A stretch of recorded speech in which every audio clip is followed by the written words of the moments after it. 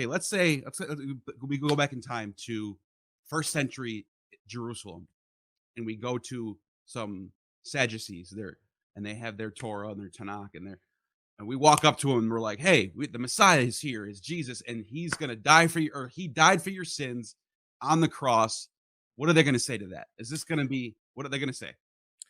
They would say exactly what an American would say if you claim that David Koresh, who died in Waco in a confrontation with federal agents, was the Messiah. And there are Branch Davidians in the United States who still believe that. And his name was David. Do you think that's just an accident? And he visited Jerusalem. David Koresh spent plenty of time here in Israel studying in a yeshiva among Jews. Don't you get it that David Koresh is really the Messiah? But he had to die. He had to die with so many because he gave his life for you. And how would an American respond? They go, you have lost your mind. There is nothing about David Koresh's death, violent death, along with so many other souls, in right outside of Waco, Texas, that bears no resemblance to anything in the book of Isaiah. I encourage you, the viewer, to consider just looking at the claims of Christianity, the New Testament, and then looking at the Hebrew Bible. Does it match or not? See, Christianity can be falsified easily because it's making claims that it's the fulfillment of the Hebrew Bible. So when we open up Isaiah chapter 2, let's say you're in New York City for a moment. You're driving on the FDR Drive. You might have done this. You see the United Nations on First Avenue. And you see at 42nd Street on the northeast corner, the quote from Isaiah chapter 2. It's engraved. It's called the Isaiah Wall. Okay? Millions of people come there to visit just to see that. And it says there that the nations, it's a messianic passage, it'll be at the end of days, that the Messiah will rebuke nations. They will take their swords and beat them into plowshares, their spears into pruning hooks. Nation will not lift up sword against nation, neither will they learn of war anymore. Okay? Pow! That's a huge. So, see, the Jewish Bible is very comfortable about making highly falsifiable claims. It'll just stop raining if you don't listen to me. Not you'll go to hell because you can't check that out. There's no verification.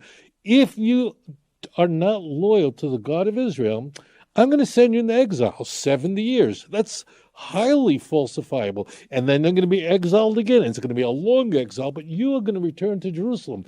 Those are the kinds of claims that whoever wrote the Jewish Bible is making. The Christian Bible is saying that we are the true version fulfillment of the Jewish Bible. Luke 24:44, 2 Timothy 3:16. This is all over the place. I mean, John, if you would have believed in Moses, you would have believed in me because he wrote about me. Really, there is nothing weird. Not only that, here the epic messianic prophecy in Isaiah chapter 2.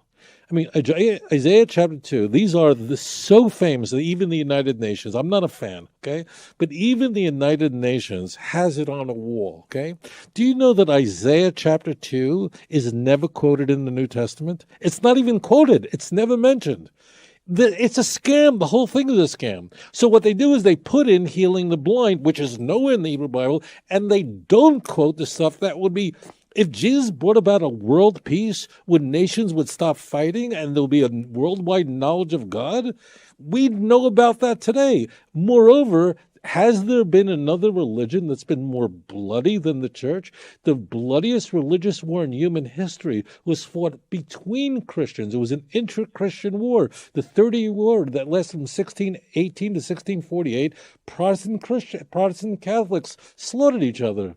Other Christians for not being Catholic. You got inquisitions on the Jews. You got crusades on the Muslims. You got witch trials on pagans. They're killing everybody, and they're going to war against anybody who opposes them. So it's not an era of peace. In fact, it's an era, in my opinion, in my own history digging, the 1,000 years from 400, I'd say, or around the time of Jerome, and to like 1500 is a backslidden time for the West, I think. even in the Christian Bible, they're fighting like crazy. I mean, in truth, that we can doubt many things about the New Testament, but one thing that definitely passes that high bar of the criteria of embarrassment is that the earliest Christians were fighting each other. In the letters of Paul is generally not fighting with Jewish people who are not Christians, people like me.